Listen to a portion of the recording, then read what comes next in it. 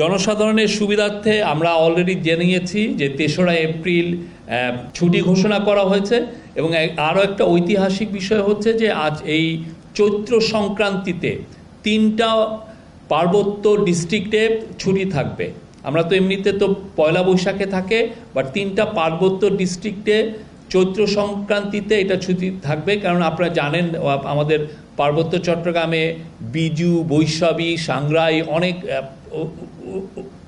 অনেক তারা ফেস্টিভ্যালের আয়োজন করেন এবং এইটারও তাদের জন্য এই নির্বাহী আদেশে একটা ছুটির বন্দোবস্ত করা হচ্ছে। এবং এই ছুটিটা এই আমাদের সমতলে যারা জাতিগোষ্ঠী আছেন বাঙালি ছাড়া, যেমন ধরেন সাঁওতাল, খাসিয়া বা গারো, তাদের জন্য এটা প্রযোজ্য হবে। ঈদের ছুটি তো আমরা তো বললাম যে ঈদের যাতায়াতের ফ্যাসিলিটেট করার জন্য, যাতে নির্বিঘ্নে আপনারা বাংলাদেশের মুসলিম জনগোষ্ঠী যাতে নির্বিঘ্নে ঈদ পালন করতে পারেন, সেই জন্য ৩রা এপ্রিল এক্সট্রা নির্বাহী আদেশে ছুটি ঘোষণা করা হয়েছে।